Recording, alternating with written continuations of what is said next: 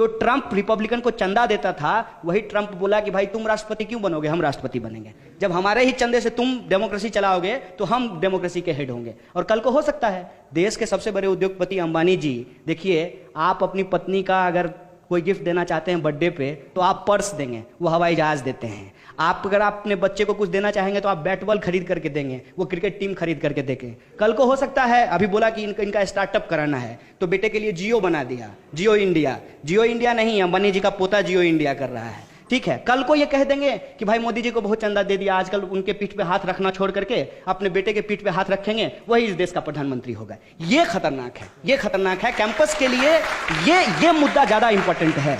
और परिवारवाद, वंशवाद, जातवाद, ये जो सवाल है, इस सवाल को आज का यूथ जनरेशन बहुत सीरियसली ले रहा है। और इसका एक सिंपल एग्जाम्पल है, आप ये देख लीजिए कि मोदी जी, माने ऐसा तो नहीं है कि उनके 10 हाथ हैं, वो कौन सी ऐसी बात थी जिसने फर्स्ट टाइम वोटर को अट्रैक्ट किया। वो बात ये थी कि एक नॉर्मल कार्यकर्ता होने के बावजूद वो आदमी पार्टी के टॉप पोजीशन पे पहुंचा। ये एक पॉजिटिव बात है। इसके अलावा एक और चीज है जो बहुत इंपॉर्टेंट है, वो ये है कि पूरी दुनिया में इस्लामोफोबिया है।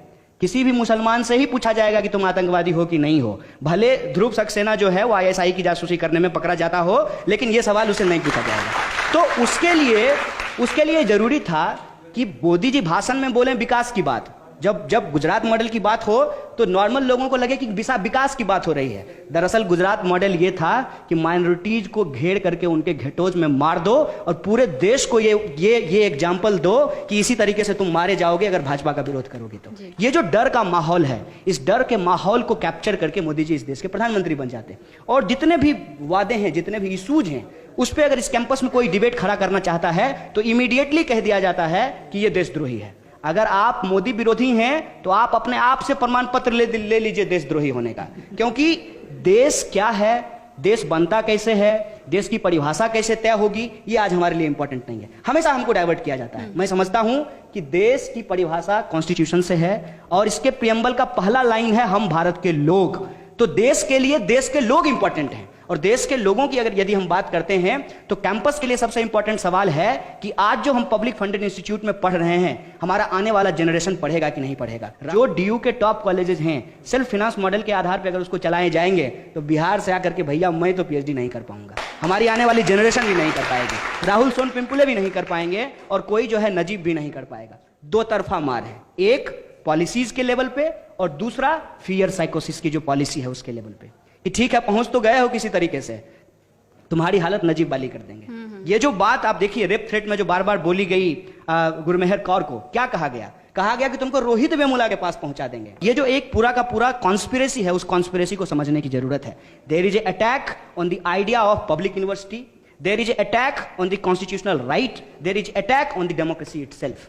अगर ये कॉन्स्पिरेसी हम नहीं समझते हैं तो हमारे सामने इसी तरीके के लॉलीपॉप फेंके जाएंगे कि गांधी परिवार इस देश को बर्बाद कर दिया गया। फिर ये लॉलीपॉप फेंका, मैं गांधी परिवार को क्लीन चिट नहीं दे रहा हूं, इस मुगालते में ना रहेंगे कि जो इस तरीके के लॉलीपॉप फेंके जाएंगे, फिर कहा जाएगा कि बुर्का खत्म कर देना चाहिए। बहुत इंटरेस्टिंग फैक्ट मैं आपको बताता हूं कि बुर्का का विरोध करने के लिए ABVP की मतलब RSS की महिला मोर्चा ने एक केसरिया स्कार्फ पहनने का चलन चलाया है। कर्नाटका के अंदर लोग बुर्का का विरोध करने के लिए केसरिया स्कार्फ पहन करके कॉलेजों में जा रहे हैं। मतलब एक रूढ़िवादी चीज का विरोध करने के लिए आप दूसरे रूढ़िवादी चीज को अपना लीजिए। मतलब भेड़िए से बचने के लिए आप जो है चीते के मांद में जाकर के बैठ जाइए। ये इस तरीके का जो पूरा का पूरा एक नैरेटिव खड़ा किया जा रहा है। फिर 10 बच्चे की बात की जाएगी, लव जिहाद का बात किया जाएगा। वो जो बेफजूल की बात करता है, साक्षी महाराज क्या बोला है कि इस देश में जो पैदा लिया है वो सब हिंदू है, इसीलिए सबको जो है जलाना चाहिए। जलाने के लिए आपके लकड़ी के आपके चाचा देंगे और फिर इकोलॉजी का क्या होगा।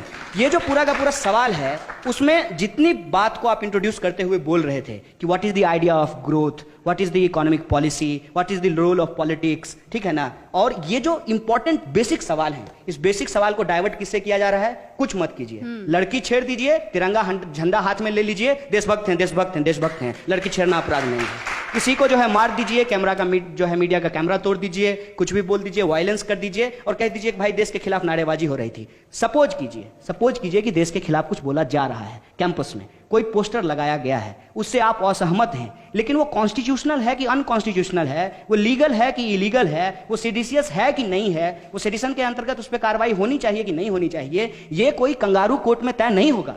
ये इस देश के न्यायालय के द्वारा तय किया जाएगा, रूल ऑफ लॉ के द्वारा तय किया जाएगा। एबीवीपी तिरंगा झंडा लेकर के किसी को देशभक्ति का प्रमाण पत्र नहीं दे सकती है, एक बात। दूसरी बात यह है कि इनका इतिहास क्या है, इनका इतिहास क्या है, बार बार चीज निकल करके आ रही है, मुंह में दही जमा लेते हैं। ऐसे तो ये लोग इतना बोलते हैं, इतना बोलते हैं, इतना फेंकते हैं कि समझ में नहीं आता। जब ये मामला चल रहा था कि मैंने नहीं ने सेंचुरी मारा, मेरे बल्ले ने मारा, तो मेरे दिमाग में इमीडिएटली आया था, तब तो मोदी जी भी कल को कहेंगे कि मैंने नहीं फेंका था, मेरे मुंह ने फेंका था। कि ये जो सिचुएशन है, उस सिचुएशन में पूरे के पूरे डिस्कोर्स को जो है डाइवर्ट करने की कोशिश की जा रही है। इनका इतिहास ये, अभी 11 लोग पाकिस्तान की जासूसी के लिए पकड़े गए हैं। इससे पहले आप इतिहास पढ़ लीजिए, अंग्रेजों की जासूसी किया करते थे, और बार बार इन्होंने कहा था कि अंग्रेज हमारे दुश्मन नहीं है, हमारे दुश्मन हमारे ही देश के नागरिक हैं। आज भी ये अपने ही देश के नागरिकों के ऊपर मारपीट कर रहे हैं और फर्जी तरीके से देशभक्ति बनाम देशद्रोह का विमर्श खड़ा कर रहे हैं। इस विमर्श से हमारा पेट भरने वाला नहीं है। अगर 2 करोड़ रोजगार पैदा मोदी जी नहीं कर पाते हैं, हमारे लिए सड़कों पे उतरने के लिए ये सबसे बड़ा मुद्दा है। रोहित को जस्टिस दिलाना ये हमारा सबसे मुद्दा है, नजीब को वापस लाना ये हमारा मुद्दा है। ये कितना भी ट्रैप में फंसाएं, हम लोग तो फंसने वाले नहीं हैं।